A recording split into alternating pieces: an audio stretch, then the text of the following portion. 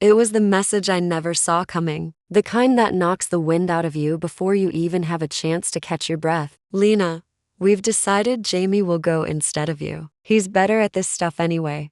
I stared at the screen, my fingers frozen above the keys. No explanation, no apology, just that simple, heartless sentence. And my name? It wasn't even there. Just we and decided. As if I was some ghost in my own life. As if I didn't matter. I blinked twice, then read it again, praying I had misunderstood. But no, there it was, cold and clear. 2 weeks before what was supposed to be my dream assignment. An all-expenses paid project in Paris. A week of art galleries, high-end photography, and once-in-a-lifetime experiences. A reward for my hard work, for the sacrifices I'd made to help keep things running when the company was struggling. My boss, my family, they all promised this would be my moment. And now, Jamie, my cousin Jamie, was going to take my place. Jamie, who once tried to get me to invest in a startup that already had 3 bankruptcies under its belt. Jamie, who couldn't remember to bring a notebook to a meeting, but had no problem borrowing my camera equipment without asking. Jamie, who would never pick up a tab,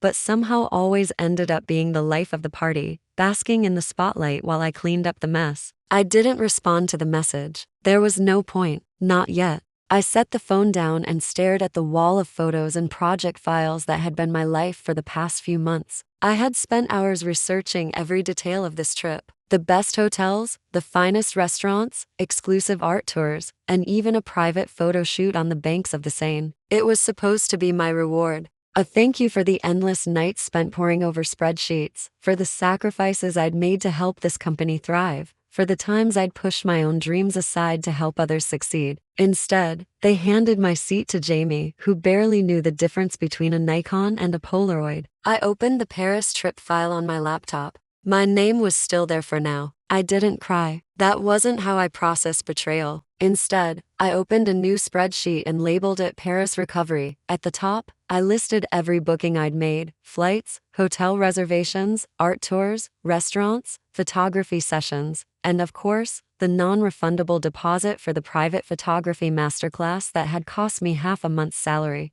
I started jotting down plans: what could be canceled, what could be refunded, what could be salvaged. Each line had one word next to it, mine, but under the debt tracker sheet, a different list appeared. Names, all the people who had, over the years, taken more from me than they ever gave back. There was my mother, always in need of help when it came to medical bills, but never once acknowledging how much I'd already sacrificed. There was my older brother, who had moved out 3 years ago but still couldn't seem to get his life together without calling me for emergency funds. And then, there was Jamie. I shook my head. Jamie had been the reason I started this list. The countless nights I'd waited on him for just one more favor, the times he'd smiled that charming smile while dodging responsibility, the times he'd promised he was getting better but still asked me for money without ever offering so much as a thank you. I clicked through the files one more time, just to make sure everything was in order. A strange calm settled over me as I typed the last entry under expenses: cousin Jamie, 0. I didn't know what I was going to do, but I knew it would start with saying no. For once, I was going to say no to family, no to Jamie. But that wasn't the end. It was only the beginning. And it all started with that one message. The message that I had to read 3 times before I realized it wasn't just a message, it was a declaration. A declaration that would change everything. I closed the laptop and glanced at my phone again. The group text was still sitting there untouched. Jamie will take better photos. I didn't need to answer them. Not yet. Not until I was ready. But something deep inside me shifted. I wasn't just going to let this slide. No more. The next day, I logged into the airline's website just to see if my reservation had been updated. It hadn't yet, but I knew it was only a matter of time. And when they finally did update it, I would be ready. But what I didn't expect was how quickly things would escalate.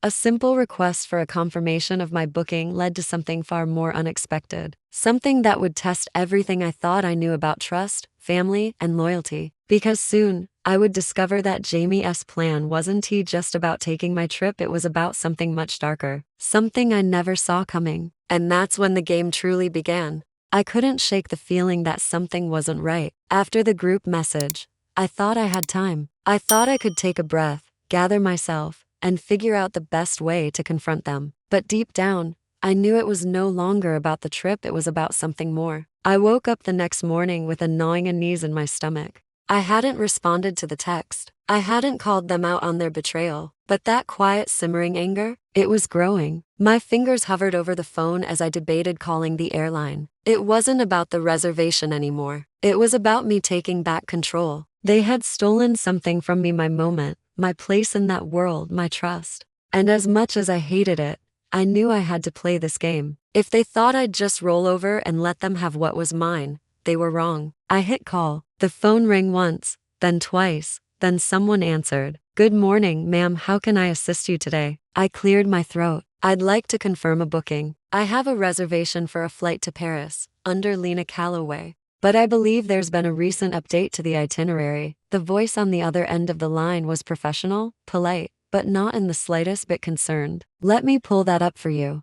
A few seconds of silence passed as she searched for my information. "Yes, ma'am. I see here that your flight was updated recently. Your booking was modified by a family member of yours, someone claiming to be your sister. They informed us of a medical emergency and asked that the ticket be transferred to another passenger." I froze. My throat went dry. "A family member?" I repeated, my voice sounding far too calm. "Do you have a name for this person?" "Yes, ma'am. It looks like the request came from a Jamie Calloway, and the ticket was then transferred to someone named Jason Rivera. We were informed that you wouldn't be able to travel." "I'm sorry, but the request was processed as per our policy." Jason Rivera? That was Jamie's new boyfriend, the one he'd introduced a month ago. The one I had politely tolerated at family dinners while they talked about tech trends and disruptive innovations, words that meant nothing to me. I gritted my teeth, but my voice remained level. "Is there any record of me being contacted directly about this? Any attempt to reach me for confirmation?" "No, ma'am. The request was handled by your sister's account, and as per our privacy policy, we don't typically verify medical claims unless required by law. We're sorry for the inconvenience." My jaw clenched. This wasn't just about the seat anymore. It was about them believing they could make decisions for me. I ended the call before I said something I'd regret, but I already knew what I had to do. I went straight to my laptop, opened the airline's website again, and scrolled through the terms and conditions. There, hidden under a section I never thought to read before, was the fine print. If a ticket is transferred under false pretenses, or if a name change request is made without the traveler's consent, the reservation is subject to fraud penalties. Fraud. They'd committed fraud. I couldn't believe it. Jamie had crossed a line again. And this time, there would be consequences. I sat back in my chair, staring at the screen, feeling a strange combination of satisfaction and disbelief. But the real game was just beginning. I opened a new tab and searched for fraud reporting at the airline. After filing the claim, I switched to another window and began drafting an email to the travel insurance company. If I was going to play this game, I needed every angle covered. I was determined not to let them win. Not like this. By late afternoon, I had everything in place. The claim was filed, my flight was flagged for fraud review, and my reservation was now under a legal microscope. They didn't know it yet, but the walls were closing in. But there was one more thing. The condo, it had been a small gesture at first, offering to let my family stay there when they needed a place. And I told myself it was temporary just until they got back on their feet. But those words had been repeated too many times, and each time they came with another ask, another favor that was never returned. I opened my property management app. There it was. The lease agreement I'd never signed. The countless times I'd asked for rent, only to be met with excuses and promises that never materialized. I wasn't going to let them steal from me anymore.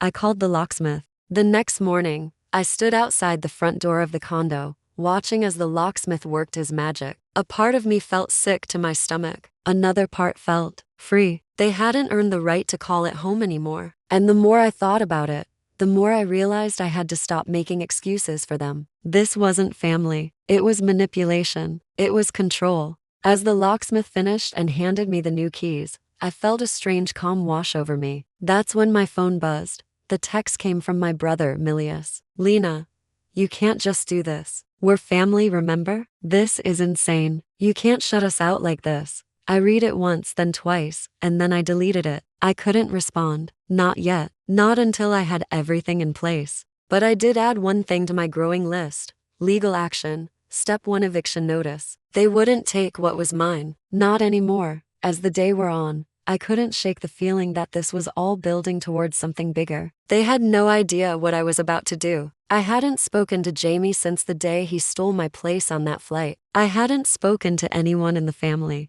But when I did, when I finally made my move, it would be final. The last word would come from me.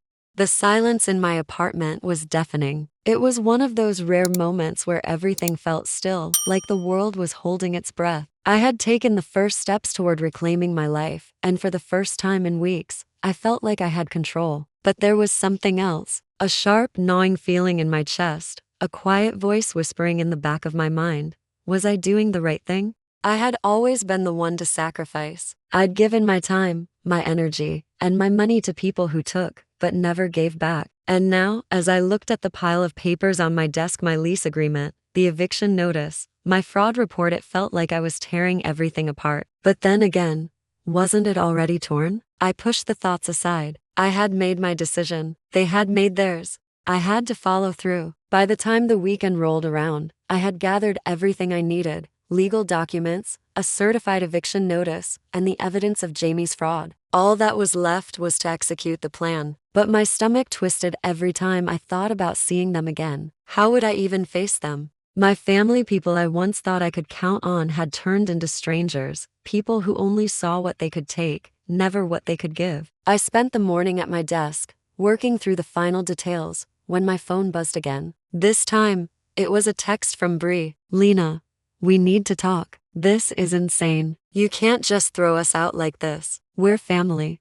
I stared at the message for a long time, my fingers hovering over the keyboard. I wasn't going to respond, not yet. But then something inside me snapped. They hadn't asked if I was okay. They hadn't cared about how I felt when they kicked me off my own trip. They had made decisions for me, without ever asking me what I wanted. I tapped out a quick reply. "No, Bree. This isn't about family anymore. This is about me taking back what's mine. I'm done being the one who always gives, the one who always forgives. I'm not doing this for you anymore." I hit send. Then I sat back, my heart pounding in my chest. Later that day, I went to the condo. There was a heaviness in the air, like something was about to crack. When I walked up to the door, I hesitated for just a second, then pushed it open. The place was eerily quiet, as if it had been waiting for me to return. The last few years had been a blur of favors, missed rent, broken promises, and excuses. My condo had become a battlefield, a place where I fought with my own family over things that should never have been an issue. It was time to end it. I opened the door to the master bedroom and took a deep breath.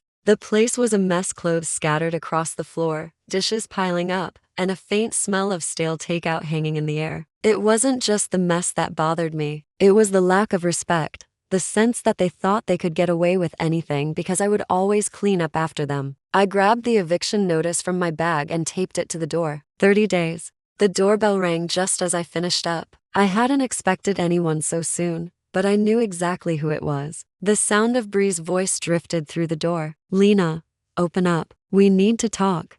I didn't move. Instead, I stood still and listened, waiting for her to speak again. "This isn't fair. You can't just kick us out. You're being ridiculous." I leaned against the wall, feeling a strange sense of calm. For the first time in a long while, I wasn't the one apologizing. I wasn't the one cleaning up someone else's mess. I was finally standing up for myself. After a moment of silence, Bree knocked again. "Please, Lena, just listen to us. We're sorry. We didn't mean for things to get this out of hand. We didn't know how to tell you." I felt a bitter laugh bubbling up inside me. They didn't know how to tell me? After everything, this was what they thought would fix things. An apology too little, too late? I opened the door slowly, and there she was. Bree, standing there with her arms crossed, looking every bit the part of someone who had been wronged, but somehow still managed to make it seem like my fault. "Lena." She trailed off, but didn't step inside.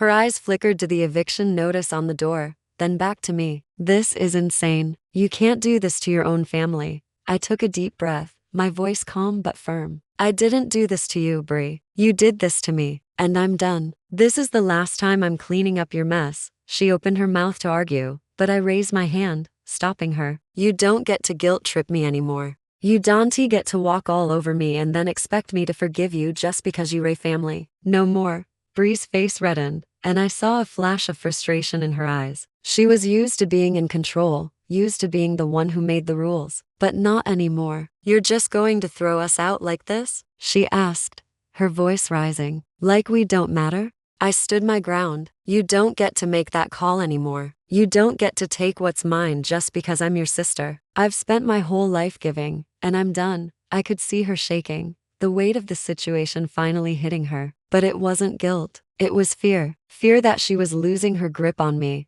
on the control she thought she had. I'll call Mom, she said, voice trembling. She'll fix this. She'll make you understand. I shook my head. No, she won't fix it. You will. This is your mess to clean up now. I closed the door and leaned against it, the weight of the moment sinking in. I had stood up for myself. I had finally taken control of my life. But what I hadn't expected was how much it would hurt. It wasn't just the loss of family, it was the realization that I had been invisible for so long, that I had let myself be walked all over for so many years, that the person who had been giving all this time had been me. Now, I had to ask myself, was this the end of the road for me and my family? Or was it just the beginning of something new? What would you do if you were in my shoes? Would you fight for the family you once knew? Or would you finally stand up for yourself, no matter the cost? Let me know in the comments. It had been 3 days since the eviction notice, and the silence was deafening. No calls, no texts, not a single message from Bree, from Jamie, or from anyone else in my family. For the first time in years,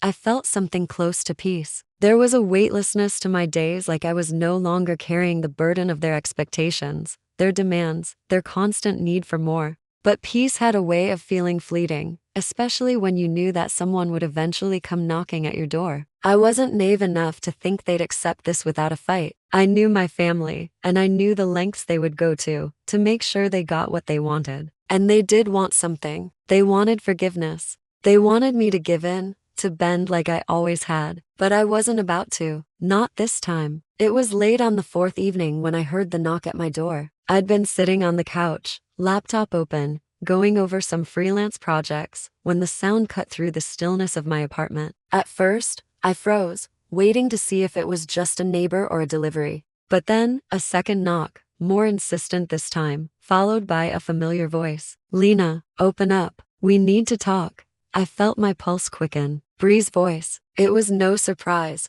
but it still caught me off guard. For a moment, I just sat there, unsure of how to proceed. Then, something clicked inside me. This wasn't about them anymore. This was about me, about protecting what little peace I had left. I stood up, walked to the door, and swung it open without hesitation. Bree stood there, looking exactly like she always did when she was upset, arms folded tightly, jaw clenched, eyes narrowed with a mixture of frustration and confusion. But there was something else too, a flicker of desperation in her eyes that hadn't been there before. I don't understand, Lena, she said, her voice trembling slightly. This is crazy. You can't just shut us out like this. You're throwing away everything we've been through. I didn't flinch. I didn't apologize. I'm not throwing anything away, Bree. I'm taking back what's mine. She opened her mouth to argue, but I cut her off before she could say another word. No, don't. Not anymore, I said, my voice firm. You and Jamie took everything from me. My trip,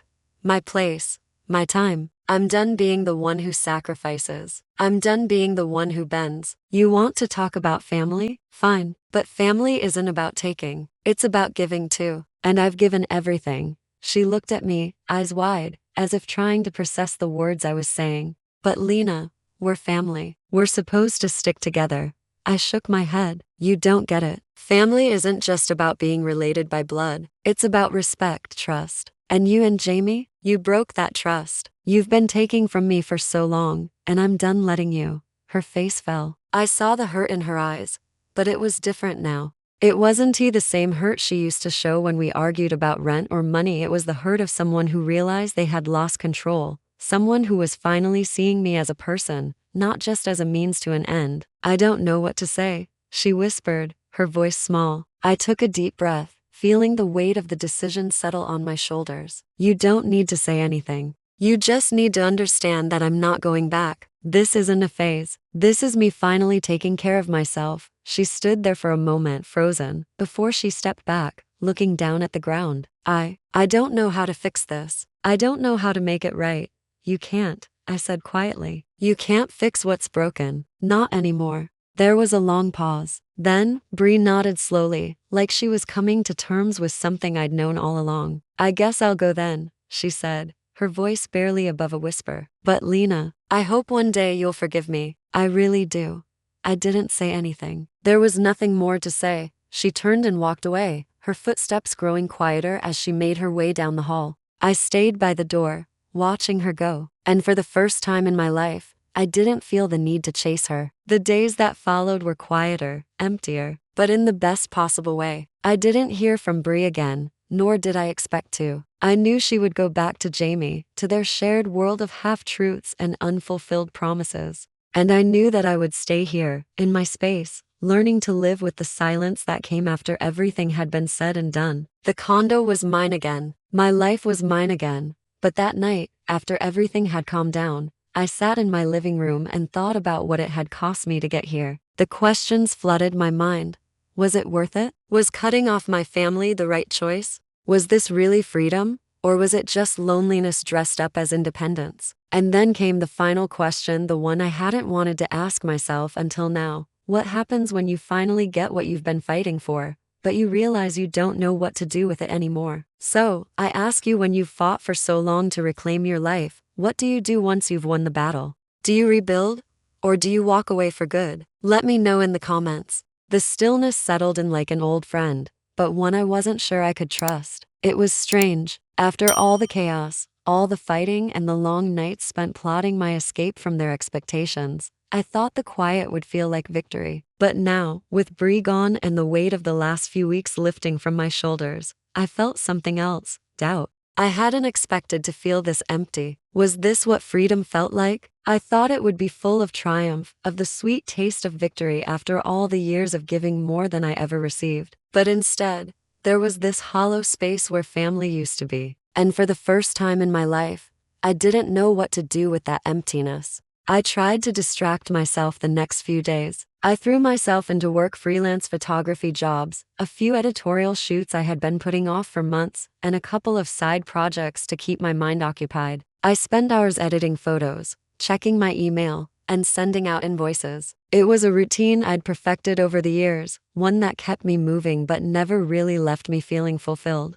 And then there was the condo. The space was mine again, but it didn't feel like home. The once welcoming scent of fresh coffee and warm candles had been replaced by an odd emptiness. The familiar messes, the chaos, had been replaced by clean surfaces, perfectly organized rooms. I had purged the space of everything they'd left behind, but somehow, their presence lingered in every corner. I couldn't shake the memories, the late-night calls from Bree when she needed money, the half-hearted apologies, the stolen moments that were never truly mine. Every inch of that condo had been filled with their absence in the most suffocating way possible. It wasn't until I went through some old boxes in the closet that I found it. The photo album. It had been tucked in the back of the shelf, buried under a pile of things I didn't even remember packing away. The album was worn at the edges, the binding frayed from years of flipping through it. It was from our childhood, a collection of photos, birthday parties, holidays, and the moments that used to matter. I sat down on the floor, flipping through the pages one by one, feeling a strange tug at my heart as I looked at the faces of the people I once loved so much. There was a picture of me and Bree at our high school graduation, arms slung over each other's shoulders, smiles bright and full of promise. And then, a picture of our family on a beach vacation when we were kids, Mom, Dad, Bree,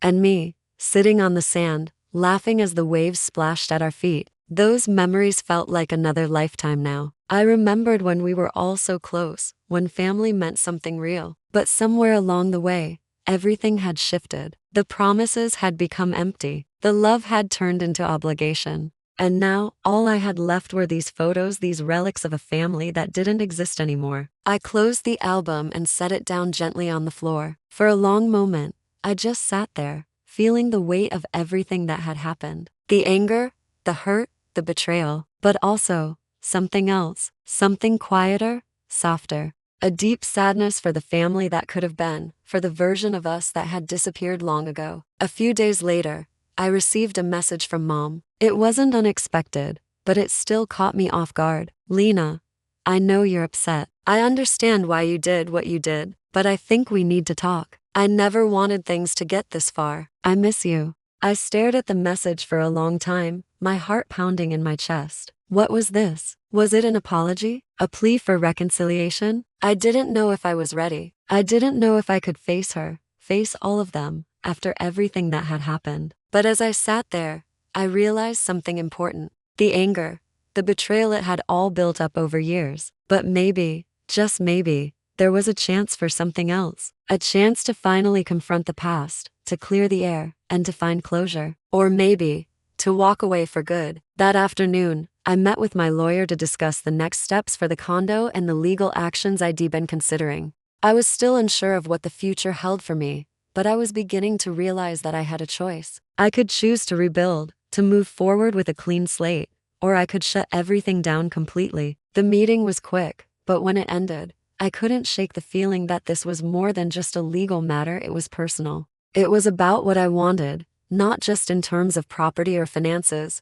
but in terms of my life, my future. When I got back to the condo, I sat in silence for a long time, reflecting on everything. The family I had tried so hard to keep close, the friends I had lost touch with, the life I had built. Was it worth all the sacrifices? Was it worth walking away from everything that had shaped me? I realized something then. It wasn't about making the right choice. It was about making the choice that was right for me. And then, the phone buzzed again. This time, it was a text from Bree. I know I messed up. I've been thinking a lot about everything, and I just want to fix this. Please, can we talk? I stared at the message, heart heavy, unsure of what to do. So, I ask you, how do you move forward when the people who hurt you want to come back into your life? Do you let them back in, or do you keep your distance and protect what you've worked so hard to build? I'm curious, how would you handle this situation? Let me know in the comments. I stared at the message for a long time, my thumb hovering over the screen, torn between the past and the present. Bree's words had that familiar mix of guilt and pleading,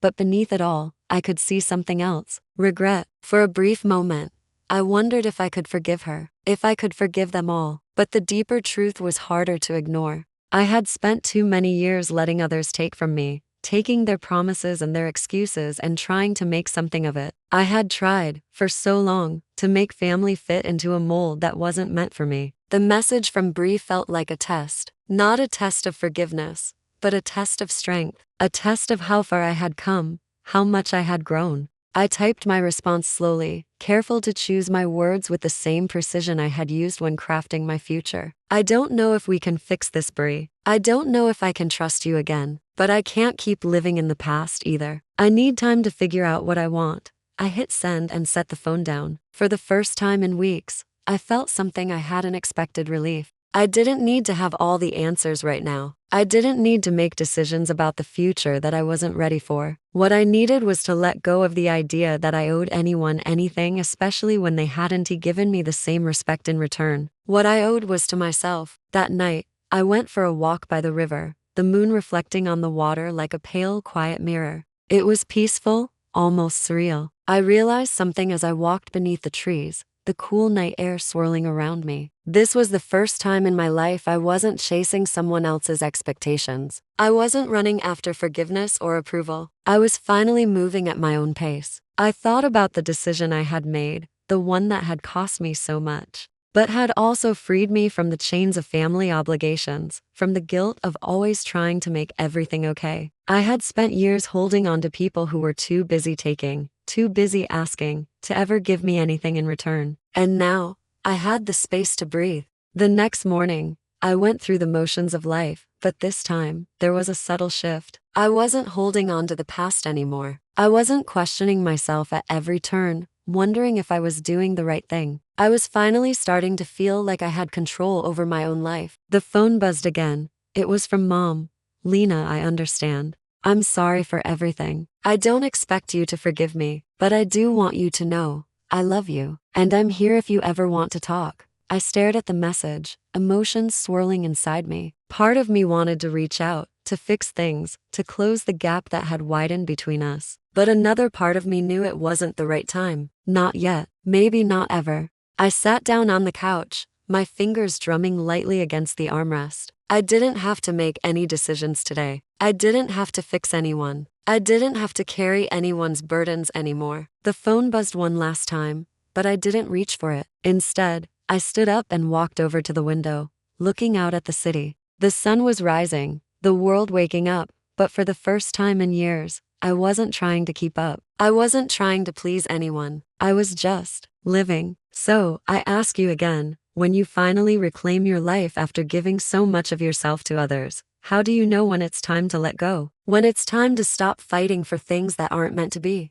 Have you ever reached that point? Or are you still searching for the balance between giving and protecting yourself? Let me know in the comments.